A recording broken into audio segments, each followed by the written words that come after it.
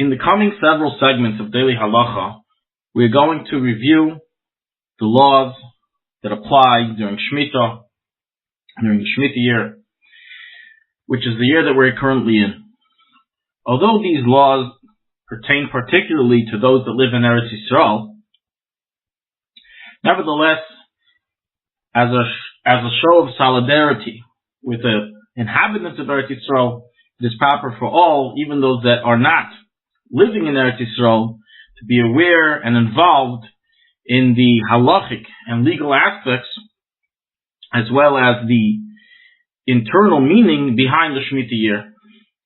Furthermore, these halachas are relevant and pertain to all those that plan a visit to Eretz Yisrael within the next year, into even the next year, as many of the laws of Shemitah still apply towards fruits next year as well. Certainly it applies to every single home and family of those that live in Eretz Yisrael that have to be aware of many different halachic details that pertain to their kitchen and their garden during this year. The laws of Shemitah. The mitzvah of Shemitah is written in the Torah in a number of different places. It's written in Shmos, in Parshas Mishpatim, in the Parsha of Bahar. In the beginning of Bahar, that's where the main focus of the laws of Shemitah is brought in. And it's also brought in Parshas Re'eh, in Dvarim, regarding the law of Shemitah's Ksafim, of annulling loans. The Shemitah year entails a number of laws and regulations that relate to one's land, ground produce, and loans. One is commanded to rest the land. You can't plant it, plow it, can't sow fields, cannot prune the vineyards, cannot harvest the land regularly. That's regarding land laws. Then there's laws regarding the foods, the fruits of the land. The fruits cannot be must be distributed equally to all. The owner may not take it for himself. It has to be completely disowned.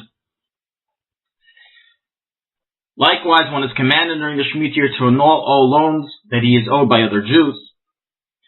Hashem promises us, as it's brought in the Pasuk in Bahar, that if these laws are guarded properly, the land will produce 3 years worth of produce in the 6th year. So in essence, the laws of Shemitah can be split to 3 different categories. A, the law of the land, what is permitted and what is forbidden to do to the actual land.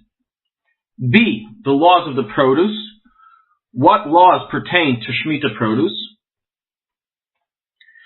And C, loans, what laws pertain to loans during this year, and that one must abolish any loans that took place. So while the first set of laws, the laws of the land, are mainly pertinent to those that work in agriculture, they also relate to anyone who has a garden or even a field with grass in Eretz Yisrael. The second portion, regarding the laws relating to the food products of the Shemitah year, mainly relate to the Hashgacha organizations, but also are pertinent to the consumers for them to understand the differences of the signs and the differences of the opinions and methods used by the different Hashgacha organizations in Eretz Yisrael. The term Shemitah. The term Shemitah is the common term used to describe this year. This term is found in Devarim and is only used regarding the mitzvah of abolishing the loans. As over there, the wording is that in the 7th year, one is to be mashmit, Shemitah, to abolish. That's what Shemitah means. However, regarding the laws of the land and the laws of the produce, the Pasuk uses terms Shabbos, Shvi'is, the 7th, or Shabbos, the day of rest. It does not use the term Shemitah. But nevertheless, as time went by, it became accustomed to call this year the Shemitah year, even though it's specifically referring to, in the Pasuk, to the mitzvah of abolishing loans. What is the reason behind the mitzvah of Shemitah? Why did Hashem command it to us? What is its message? The Mefarshim discuss this question. The Sefer HaChinuch writes that the purpose of this mitzvah is to enter and set into our hearts the creation of the world, The same way that the purpose of Shabbos is to remind us of Sheshus Mei Bereshis, that there's a creator who created the world, so too the Shemitah year, the seventh year, just like the seventh day, is to remind us that Hashem created the world in 7 days. Other Mefarshim, such as the Kli Yakar, take challenge with this approach and say, we already have every single week a Shabbos to remind us of the Creator, that He created the world. Why would we need every 7 years, a whole seventh year for this purpose? And therefore the Kli Yakar in Pashas Bahar lengthens in discussion of how the whole purpose of the mitzvah of Shemitah is to strengthen our bitachon in Hashem. In today's times, it's a little difficult to comprehend this, but back then, everyone's livelihood was from fields, vineyards, gardens, agriculture. Letting go of your field for an entire year, letting all passerbyers partake, and not allowing yourself to sell the produce or take more than necessary, was a tremendous hit to millions of people's livelihood that lived in Eretz Yisrael, which was the Jewish population. And the Kli Yakar explains that the purpose of this mitzvah is to strengthen our bitachon in Hashem, that it is Hashem that provides one with his parnasa and not the land.